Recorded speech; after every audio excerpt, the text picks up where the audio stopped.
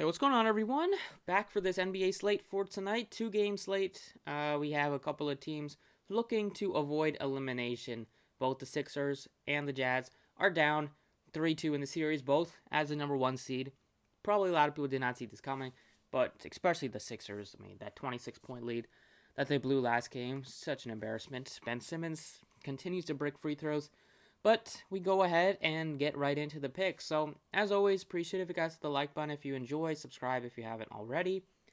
Looking at the point guard plays today, you get Trae Young checking in at under 10K, which I think is a great option because he's going to play so many minutes. He's at home, which always is a bump for a star player, especially a young player like Young who's going to feed off some of that energy. Looking to close out the Sixers in 6, I have to go with Trae Young as my favorite point guard play, especially if Mike Conley returns today. That's going to take a bit of a hit to Donovan Mitchell. And I just can't play Ben Simmons anymore. I mean, I haven't been playing him very much at all this series on DraftKings, but I can't even, as a Sixers fan, I can't even watch him playing out there. It's been so bad. Really costing his team a lot of wins. Just the fact that he can't hit free throws, and he's just not taking shots, so it doesn't really give you a lot of upside. Clarkson is 62. If Conley plays, can't see myself playing him. I'd much rather go to Reggie Jackson, who's only $5,200. He's going to take a big bump in terms of scoring and takes a lot more shots now that Kawhi Leonard is out again. So you'll see Jackson, George, Morris as their top three scorers, and they'll have to all play a lot of minutes. You could see Jackson on the floor alongside like Terrence Mann or Beverly or one of the other point guards. So his minutes are super secure. And he's only $5,200, which makes no sense. So those are the top 2 point guard plays that I'm looking at. Lou Williams makes sense at 32 if you want to see him close out his former team. At shooting guard, it's Paul George at 10-1. He put up 71 in his most recent game. He was awesome out there with 16 boards. With the Clippers deciding to still go small, George is going to have the ability to get a lot of rebounds. So definitely think you can easily get up to Paul George if you wanted to at 10-1. He looks a little bit better than Donovan Mitchell, assuming that Conley plays. And then you do have some other value plays here like Seth Curry, who went absolutely bonkers, putting 52. He dropped 36 on 7 of 12 from 3, and they still lost. So just to show you, they only had Curry and Embiid were the only two that showed up for the Sixers last game. And then for value here, it's basically Lou Williams again, Terrence Mann, just because he's going to see decent minutes, at least low 20s, mid 20s.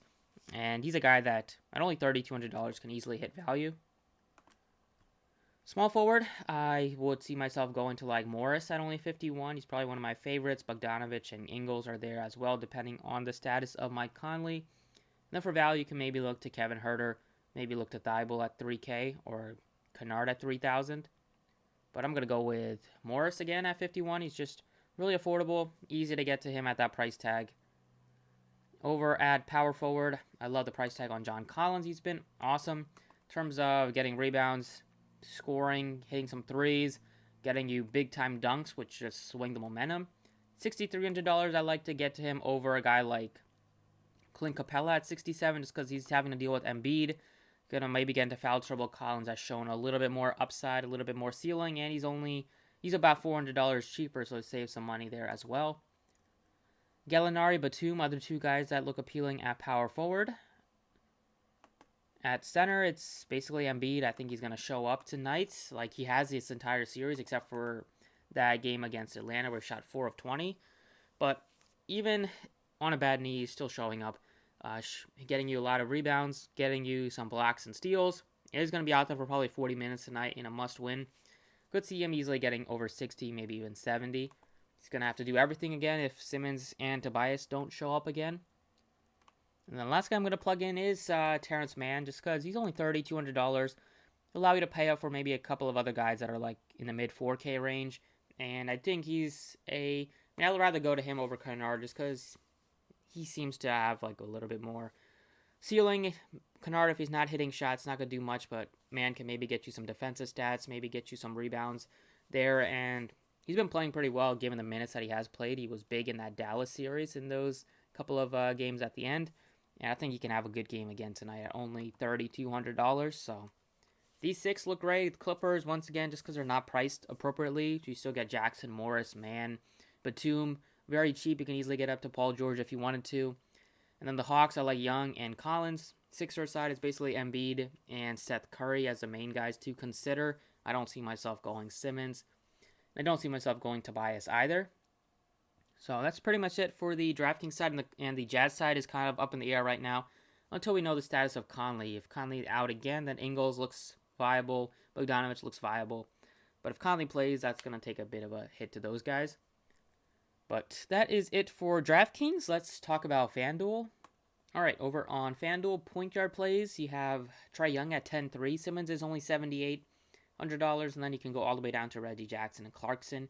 If Conley is still out, then Clarkson looks playable on FanDuel at only $5,200, but favorite play is going to be Jackson just based on the price tag.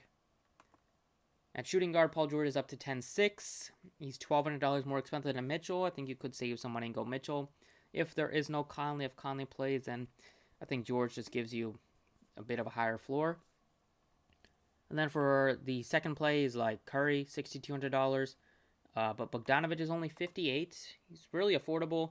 And he lost some minutes due to foul trouble. He had 5 fouls in that game against the Sixers, limited him to very short minutes. So his price tag has come down because of that bad game, but it was really due to foul trouble. And then Terrence Mann is only 44. He makes some sense. Kevin Huerter at 42 also looks playable. Small forward, it is Batum, Bogdanovich as the main two guys, and then you have Gallo potentially at 5,000. So basically, there's only 3 viable options here. Batum looks like one of the better options of the 3. Power forward, Collins is now more expensive than Tobias at home. I probably agree with that pricing. I'd rather go Collins over Tobias. And then you have Morris at $6,400. Makes some sense there as well. Once again, it's only 3 guys that look appealing. I don't really see myself going O'Neal, although he is viable, but there's nobody else that plays besides Niang, and he might not see the floor tonight. So for me, I'm going to go Collins, just because I like that price tag, even though he is expensive. And then at center, it's Embiid at 11-2. Maybe you can go to Capella if you wanted to save some money, but I could still see Embiid dropping like 65, 70 plus. And then going Collins, I'll hope that Capella struggles a bit and Collins has a better game. Just because if Capella is in foul trouble or something, then Collins will get you more rebounds, get you maybe some more looks at the basket. So this, going with these 5, still easy with 15. I don't have about 6,000 left. So still enough to get into some, maybe 1 or 2 more studs and throw in some of the value plays. But that is it for the video. Thank you guys for watching. Best of luck tonight, and I'll see you all next time.